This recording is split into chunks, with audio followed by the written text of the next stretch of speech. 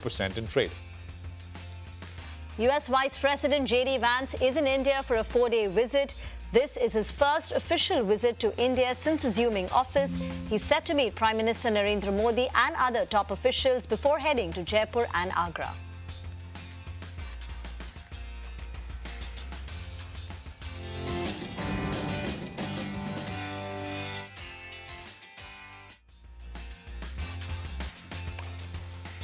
Okay, well, super start once again to the market. I mean, we left off on a high last Thursday, went into the weekend, and we've come back and picked up exactly where things left off. So, super day. Can't complain. I think mid caps, small caps, everything really doing very well. Reema, even IT. Even IT and all advancing now for the 5th day in a row. So very strong momentum seen in our market. But how would you classify today's trading session? I think new highs right. for the Nifty Bank. And the Nifty, of course, is still far away. So that's still got some work to do. Remember, I mean, to be fair, the Bank Nifty fell far less as compared to the Nifty. When you see this correction, from the highs late September last year to the lows that we had in March. And of course, I mean, the Nifty fell more. So a little bit more work to do for the Nifty. But the Nifty Bank is right there in terms of where it came off from. And of course, I mean, I think today's FI number perhaps also important because last 3-4 days, we've seen some 15,000 crores worth of buying from FII. So it's a chunky, large number. It looks like FPIs, FIs are stomping back in a hurry, rebuilding positions which they sold out of. And of course, I mean, what's coming is only a fraction of what they sold over the last 7-8 months now. So it's just a function of that. We'll have to see. Of course, local flows, etc., have remained pretty steady as well. Mid and small caps, they kind of lagged a little bit last week, what Frontlines did, but 2.5% each on those two indices today to start the week. I think cannot complain at all. IT was a bit of a surprise, but I guess what was playing out here is sell the rumor and buy the news. The news was bad, but I guess, it happens. And the other smaller space was the entire capital market space. So just completely abuzz with activity. Exchanges, brokers, wealth management firms, and so on and so forth. Reema. The market cap of all BSE-listed companies has now crossed the $5 trillion mark with today's advance. Let's tell our viewers what we've lined up for you on our show today. We start with the top movers and shakers with Vivek. Several stocks in focus today. So banks, names like HDFC Bank, ICICI Bank, Yes Bank, all posting the Q4 numbers and looking good. IT stocks higher despite subdued numbers. We'll get you more on that. And finally, we'll delve into the key market events to watch tomorrow. But top of the show, let's get an update on all the stock movers. Vivek is now joining in. He's at the wall. Vivek. Well, thank you so much for that. Well, another session where you actually struggle to find losers. Advanced decline ratio very, very strong.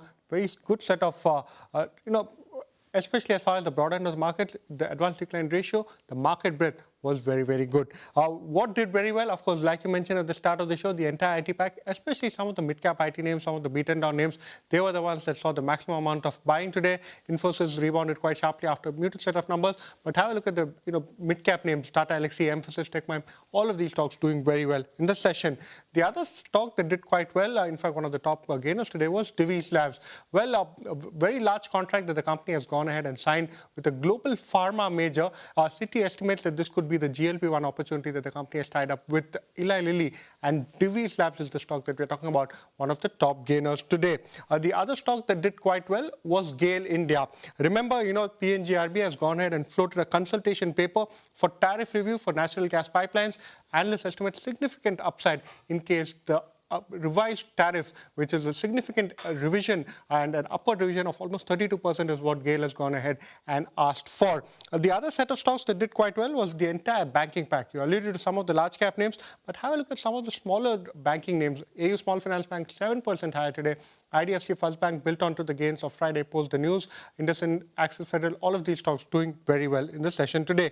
From the broad end of the markets, one stock that reacted very positively to its results was Just Dial. Better collections this time around. Stock ended higher by over 11%. On the other side, very few laggards today, but HDFC Life, the company at the conference call, alluded to a softer H1 FY26. Stocks saw a bit of selling pressure, 1% lower today.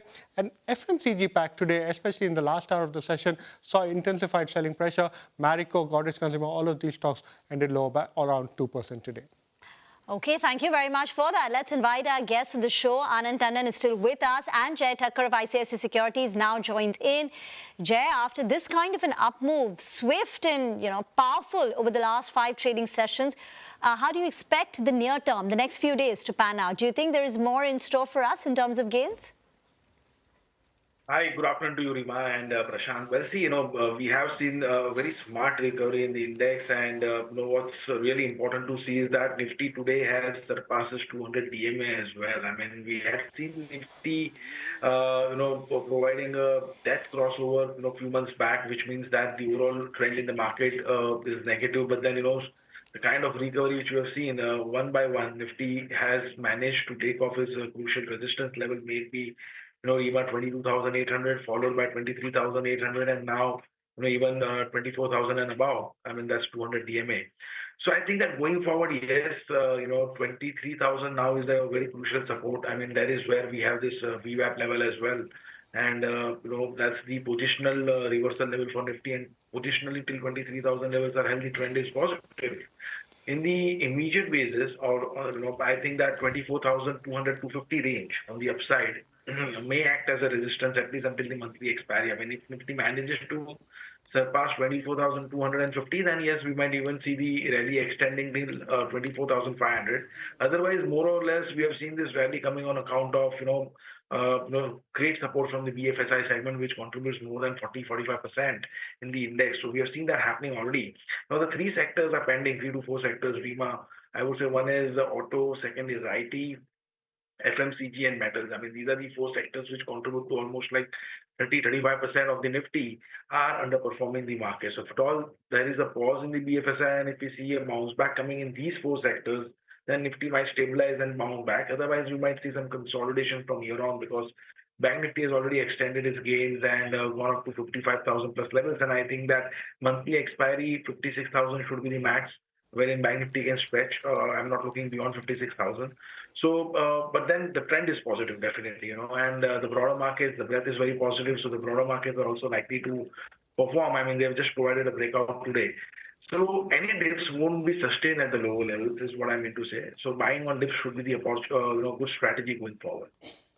Broader market, which index has seen a breakout, Jay?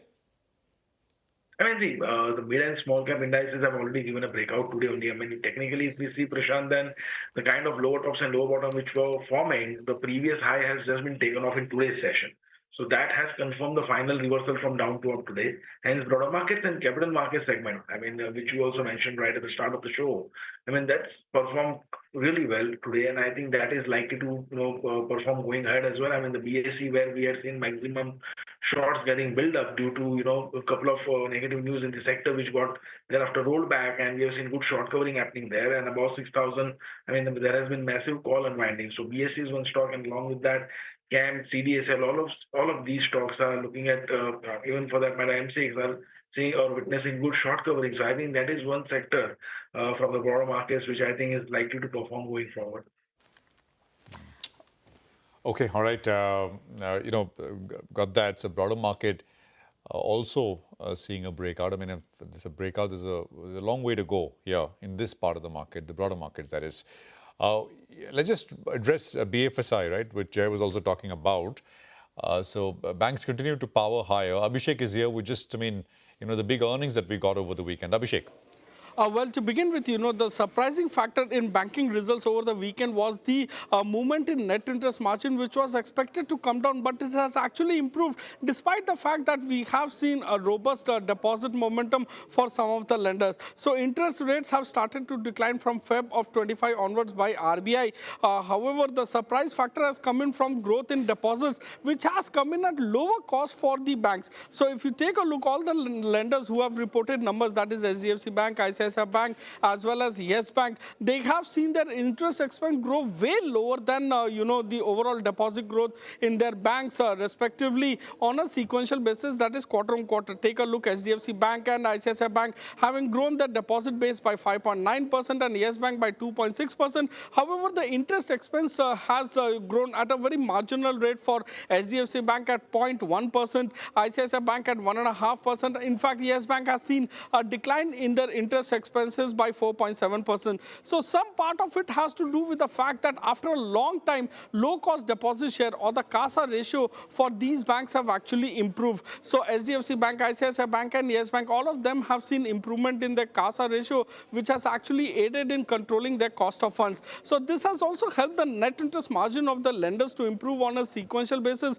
while the expectation was that, high interest rate, high cost deposits will actually, impact their net interest margin on negative side. So if you remove the one-offs also from HDFC Bank as well as ICICI Bank, the net interest margin has actually held up really well for them on a sequential basis. Now, net interest margin was also led by the fact that quarterly annualized slippage ratio has improved for all the lenders. Hence, their asset quality also saw an improvement on a sequential basis, which has actually helped the yield to remain at better levels than expectations.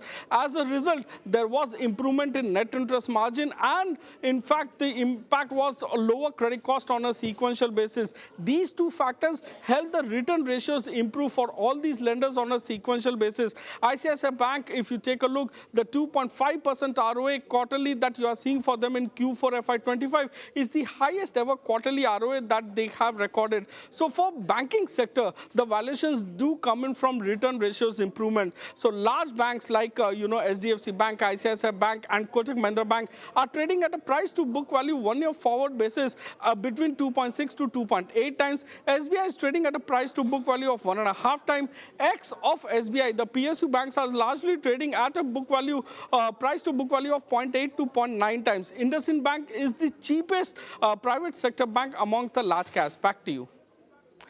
Thank you very much for that. We should just continue to keep that valuation played. Anand, in the large private sector banks, Abhishek was just pointing out that how Axis Bank is the cheapest. Would you have a preference for Axis Bank? And between ICICI and HDFC Bank, one of the analysts we were chatting with earlier said that HDFC Bank might start outperforming given its recent underperformance compared to ICICI Bank. Axis has been delivering good numbers. ICICI has actually performed in a sterling manner. Their quality of asset has increased. Their loan book is growing probably almost close to 3 times what HDFC is able to do because of their lack of deposit catch-up. But, as I mentioned a while back, in HDFC, you should expect to see the loan book now increasing in double digits. And going forward, given the fact that their, credit to deposit ratio has now come down to more manageable levels, you should be able to see at least them being able to maintain over the next 2 or 3 years growth rate, which is at par with the industry, if not slightly higher. And therefore, I wouldn't be so very surprised if you actually were to see on an incremental basis the stock price, which has not done that much, actually catch up and perhaps outperform the peers in the near term. The IT space, of course, also saw action today. Infi started higher, stayed up. Actually, came off a little bit from the day's high into the close. But I mean, Tata Elxsi, big move today. Rima, this is the rumor was that it was going to be bad. It was bad, and very bad. Stocks moved up. Indeed, it was bad, 5% plus in terms of a revenue decline. Margins fell sharply from 26% plus, it came down to sub 23%, yet the stock closed up well. Okay, before we get to Tata Elxsi, let's talk about Infosys. Now, again, Infosys also Q4 was a miss, especially on the top line, revenues contracted. The margin guidance at 0 to 3% was lower than expectations. Yet, analysts believe that the fact that one, they gave a guidance, and 2, the guidance was not as bad as the worst case scenario. This 1 to 4% that the analysts had put out was towards the end of March, early part of April. But since then, the macro uncertainty increased. Then you had TCS miss, then Wipro come out with a muted guidance for Q1. And therefore, the street started fearing that what if Infi doesn't give you a guidance? Or if they do, what if it's a negative guidance? So compared to that, it's not as bad as what analysts are pointing out, both JP Morgan and Citi. And broadly, still amongst the large cap large IT heavyweights, many brokerages believe Infi is your top pick. So that's on Infosys, and the stock closed up with a gain of more than 2.5%. Tata Elxsi was a surprise up, gainer today because here the numbers were sharply lower on revenues and margins. Profits were down 13-14% quarter on quarter.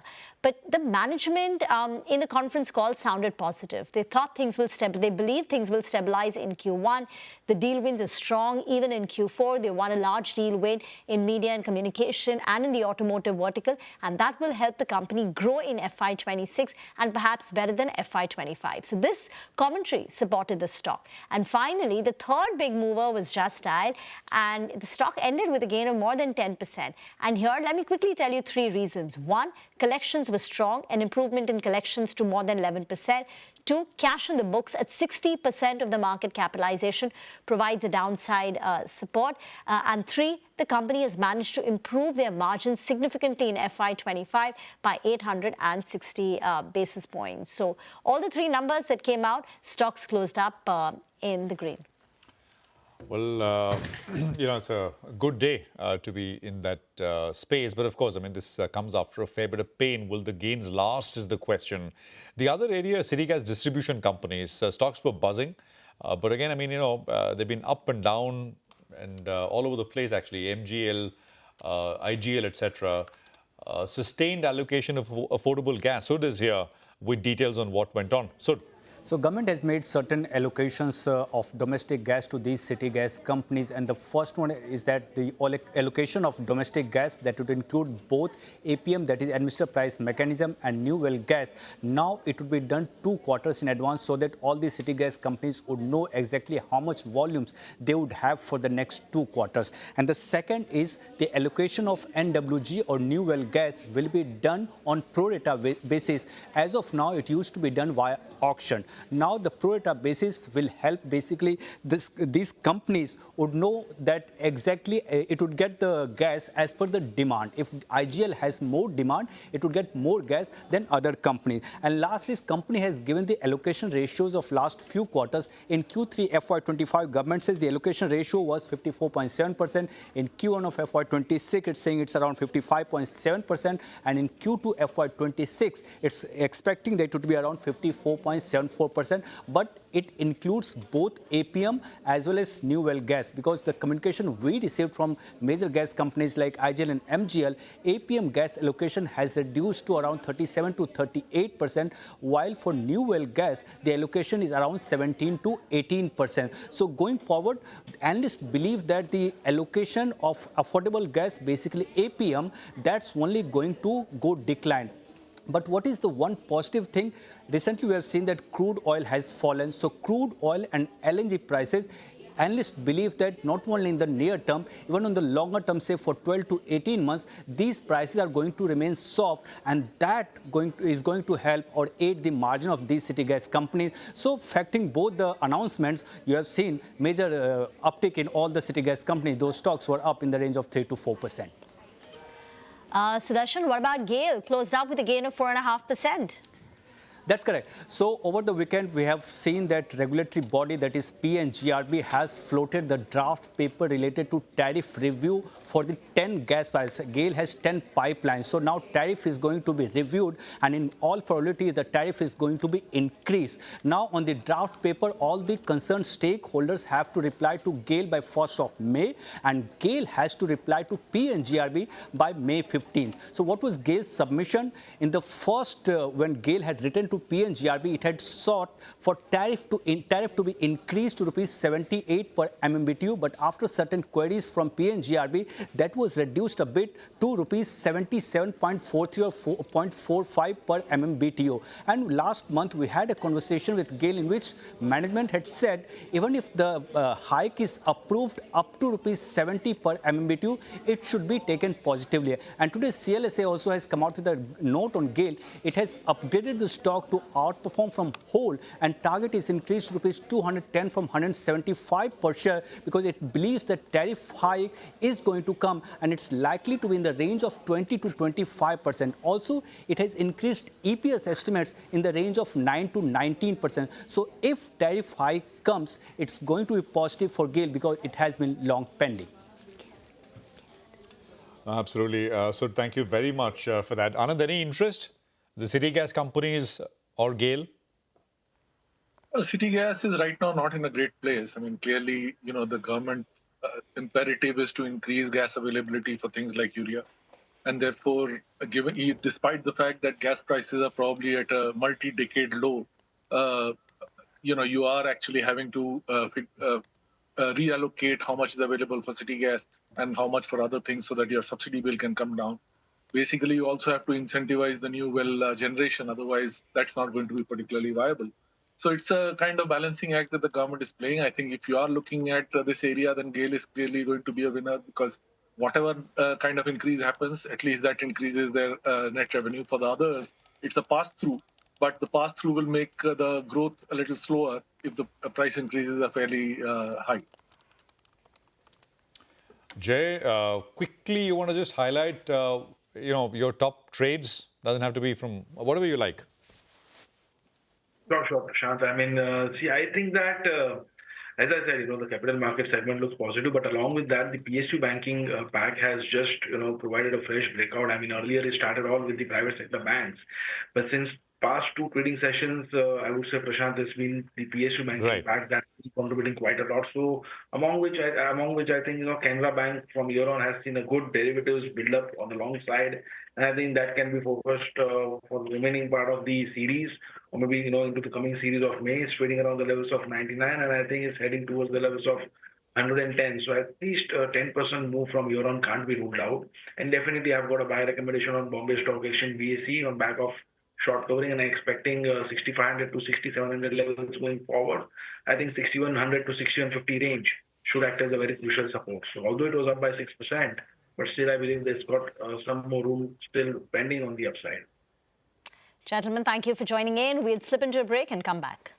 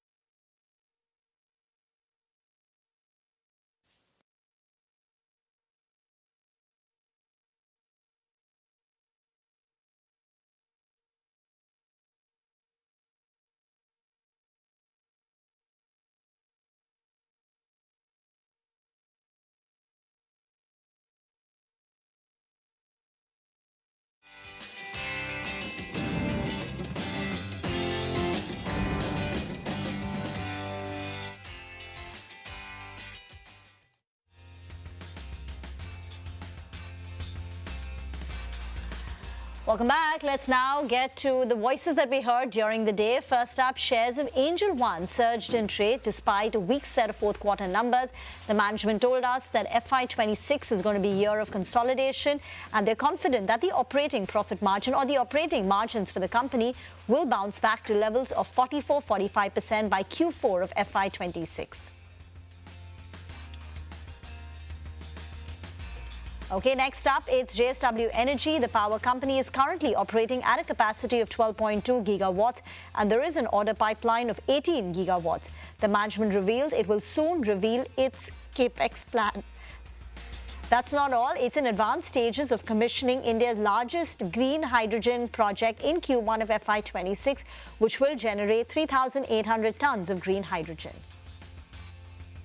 Okay, we also had the management of Inox GFL Group. The management basically blamed the Chinese players of dumping C-grade products in the wind category in the country. The draft policy for localization of wind turbines in India, according to them, is a big positive for the local sector. They went on to add that since all components don't come from India, it's not difficult to keep 80 to 85% of supply chain local for the company. K Fintech was another management we spoke with. They've guided to get about 50% of their overall revenues from the international side, from outside of India in the next 5 to 7 years. Remember, they just announced an acquisition of Ascent Fund Management. They've bought 51%. They're going to buy the rest of the 49% by 2030. And before we wrap, let's get you the key market events to watch out for. Vinny is now joining in.